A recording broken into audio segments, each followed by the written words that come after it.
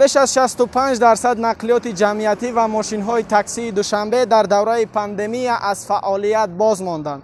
در دومین شهر بزرگترین تاجیکستان، خوجند، فعالیت اتوبوس‌ها به پررگی قطع کرده شد. راهبران چندی از شرکت‌های تاکسی به ما گفتند که شمار مشتریان آنها در این دوره تا 2 برابر کاهش یافته است. این برنامه نوبتدار در شهر است و با شما هستم عبدالله غربتی. در این برنامه درباره وضع کشور در شرایط پاندمی به شما قصه خواهیم کرد. گزارش امروزه ما درباره فعالیت نقلیات جمعیتی و تاکسی ها.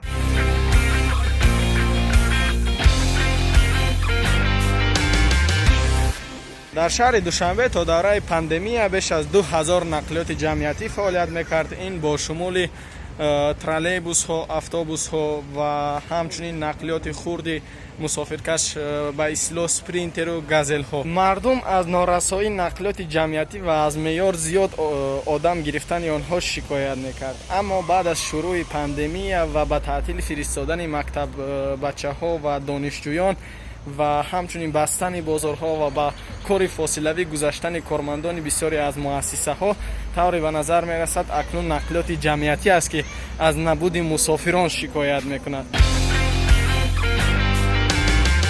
ترمینال دروازه شرقی دوشنبه و توقفگاه اتوبوس های 2، 4، 7 و 43 اگر پیش در هر یک خط سیر تا 15-18 اتوبوس حرکت میکرد، حالا این شماره به 8-10 عدد رسیده است. فاصله بین حرکت آنها باشد از 8-10 دقیقه امروز تا 15-20 دقیقه زیاد شده است. اکثر از نقلیات جمعیتی در وقتهای بیرون از چسپیک انا همین گونه خالی یا همگی با چند مسافر حرکت میکنند.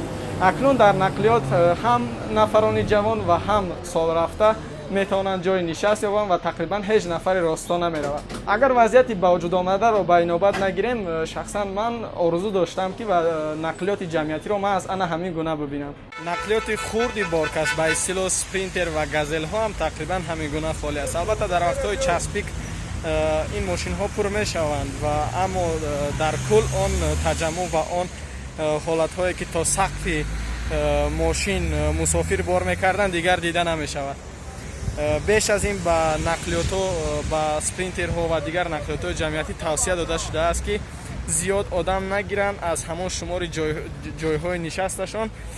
با این وجود بعضی از آنها این قاعده را ویران میکنند، البته از معیار زیاد آدم میگیرند، اما این هم حالت های انگشت شمار است، چون که در کل آدم در نقلیات جمعیتی امروزها کم میشینه. در شرکت های تاکسی شمار معینی ماشین های بودند که از خود شرکت بودند و با نفران خواهشمند کرایه میدادند. آنها از طریق کرایه کار میکردند و بعضی ماشین های نفرانی بودند که با ماشین های شخصی خودشون می اومدن به شرکت و درخواست فرمایش میکردند.